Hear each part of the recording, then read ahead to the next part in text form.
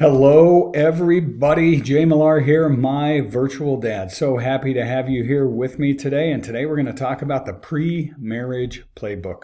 But just a little bit about me before we begin. I grew up without a father speaking into my life. My father was ill from alcoholism. My parents divorced when I was 10. I had a loving stepfather, but he was on a journey of his own and did not speak into my life. And then my father passed away over 20 years ago when my oldest son was just after my oldest son was born. So I realized I needed to piece together. I needed to fill the gap left by a father not speaking into my life. And I needed to build this tapestry of advisors through mentors, through books and best practices and dreaming big that would help get me on my way. And I frame a lot of these lessons and a lot of these modules into, I wish my father had shared that with me when I was younger. It would have really helped me out a lot. It would have given me a lot more confidence and a lot more peace. And that's why I'm here today sharing it with you, because this is the main piece of advice I'm giving to my three boys who are aged 24, 22, and 20. The oldest is married and through college and on his way. And the younger two are in college, but I'm sharing this with them and I thought I would share it with you. So let's jump right into it. Dating and engagement, the most important things to consider before getting married. And the four things are finances, children, in-laws, and faith. Statistics show that the chances of success in a marriage increase dramatically if the future husband and wife agree on these four things before they get married and not try to work out the conflict during marriage, because a lot of times there can be a lot of extra stress and strain with money and children and things like that. So let's talk about it. Finances first. This is the biggest thing that married couples fight about. So make sure you are on the same page. You have similar plans and goals and dreams. My wife and I are on the same page, but let me give you an example. We do not have the same style of managing our money.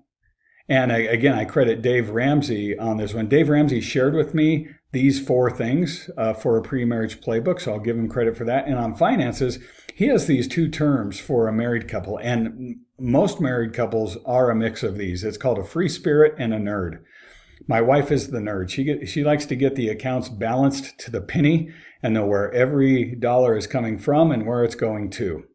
Me, I'm more comfortable. I'm the free spirit. I'm more comfortable, but I need to know that we're directionally correct. Are we saving money for retirement? Are we saving money for college? Are we on the right path? I don't need to know the exact dollar and the exact timing. I just feel safe and comfortable, and I can put my head on the pillow if I know we are united in that effort.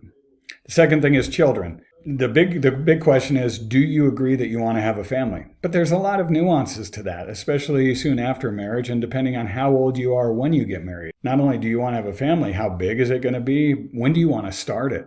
Maybe one of you comes into the marriage with a history of adoption or foster care or things like that.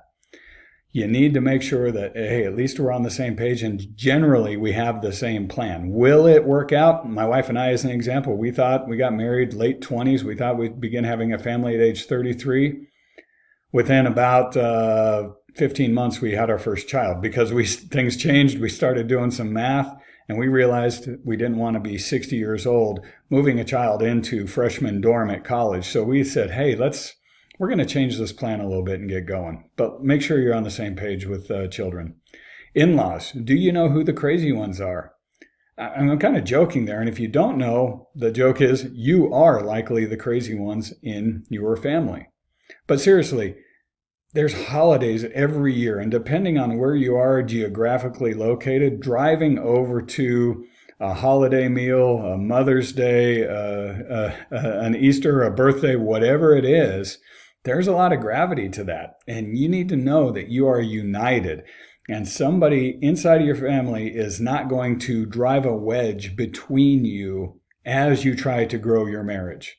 A man and a wife are to leave and to cleave. And that means they're supposed to rely on each other. They're supposed to submit to one another. We don't like that word submit today, but a husband and wife, they submit to each other and they make the best decisions possible on behalf of their family. So make sure you're aligned on that. And the final thing is faith. For me, faith is Christianity. I'll talk about that just briefly, but it is really, do you believe in something bigger than yourself? I don't think in my opinion, it's very difficult to have a really fulfilling life if you don't believe in something bigger than yourself. We all have this inherent thing. We want to protect ourselves, but there's a little bit of feeling of selfishness along with that. And for me, do you share a common belief in faith and the importance of faith in your life? And for me, I don't know where I got this wisdom. I blurted it out as my wife and I were dating, and I said, look, faith is something that's very important to me. I grew up in a home where faith was central to me. My wife grew up in a home that did not have a faith-based component for many, many reasons. I'm not going to get into that now. But she agreed. She said, that's something I'll buy in. And today we have a wonderful, wonderful relationship built around our faith where we trust and we know and we support one another in that. Pro tip for you, before you get married, enroll in some sort of pre-marriage class to facilitate conversations around these 4 topics and other topics. And this, I guarantee, will help you be more successful with your future marriage. I appreciate you being with me today, spending a few minutes. Go out and make it a great day.